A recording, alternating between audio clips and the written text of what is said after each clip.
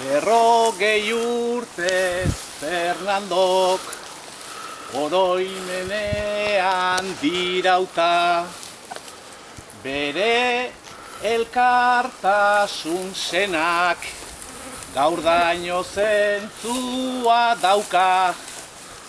Eskuindar mamuak arro dabitzanez alarauka.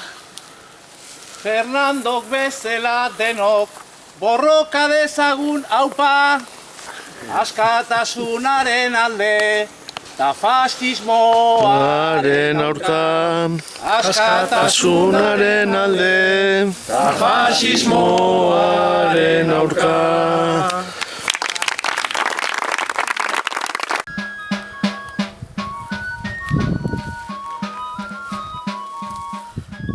Mila 1986an, uztailaren 28an, hirugarren errefexuatu entregatu zuten. Jose Luis Artola Bedaion sortua. Egun hartan, manifak eta abar esan ziren nahiko Euskal Herri osoan, Hernanin ere bai. Militante konpromitua zen, errefexuatuen presoaren egoera salatzeko ekintza bat burutzen ari zela, trensareko deskarga elektriko bat galdu zuen bizitza.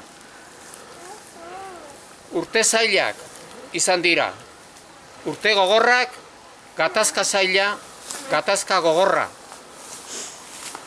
Baina hala ere, eta guztiz ere, polita ere bai. Polita, sufrimenduaren gainetik gelditzen direlako harremanak, elkartasuna, konplizitatea.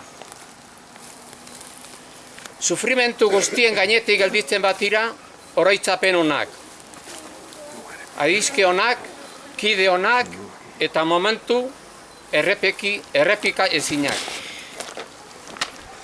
Borroka merezi duelako, eta borroka delako helburu lortzeko bide bakarra. Borrokak egiten gaituelako herri. Milaka eta milaka emakume eta gizonek egin dutelako gaur egun bizi eta ezagutzen dugun Euskal Herria. Zalantzari gabe, gure herrira ere iritsiko da udaberria. Naparra, zu eta zu bezalako ehundaka bidean geratu zaretenok, gure omenaldi jaso duzue. Gure herriaren alde dena eman dezuenok, letra handiz gure oroimenean beti izango zaituztegu. Agur eta horre, falta zareten guztioi.